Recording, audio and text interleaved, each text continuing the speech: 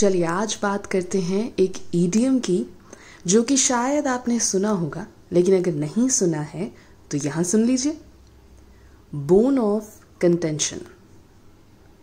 ये English idiom है जिसका हिंदी में ईडियम में ट्रांसलेशन नहीं है, लेकिन इसका मीनिंग बहुत सिंपल है, इसका यूसेज बहुत सिंपल है और अगर आप इसे आम बोलचाल की भाषा में इस्तेमाल करेंगे तो आपकी अंग्रेजी में ऑटोमेटिकली वजन पड़ेगा।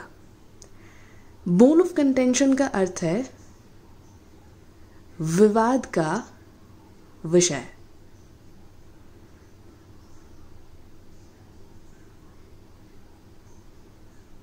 या फिर इसे ये भी कह सकते हैं कि फसाद की जड़,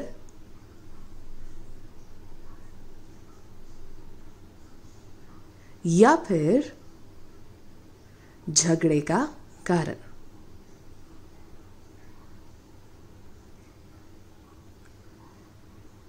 तो जब भी दो लोगों के बीच में विवाद का कुछ विषय रहता है या फसाद की जड़ रहती है या झगड़े का कारण रहता है तो उसे कहते हैं बोन ऑफ कंटेंशन। इसका यूसेज बहुत सिंपल है, आपको मैं एग्जांपल देती हूँ।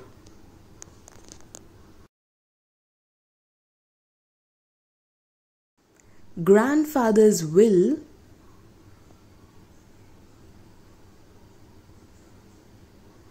became a bone of contention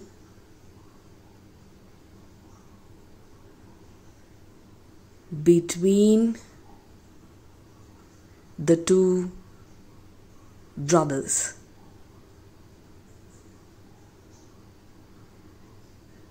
यानी ग्रैंडफादर की जो विल थी यानी जो वसीयत थी वो दोनों भाइयों के बीच में झगड़े का कारण बन गई, यानी कि अ बोन ऑफ कंटेंशन बन गई।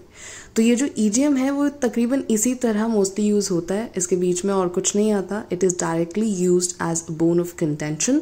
तो इसका यूसेज भी सिंपल है, राइट? एक और एग्जाम्पल देख लेते हैं।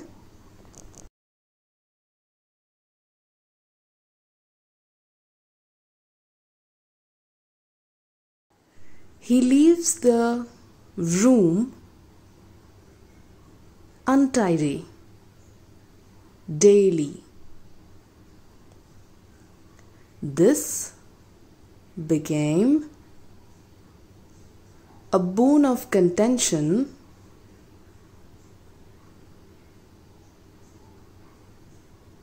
between the two. यानी वो अपना कमरा हमेशा गंदा छोड़ के चला जाता है और इसीलिए वो उन दोनों के बीच में झगड़े का कारण बन गया, यानी बोन ऑफ कंटेंशन।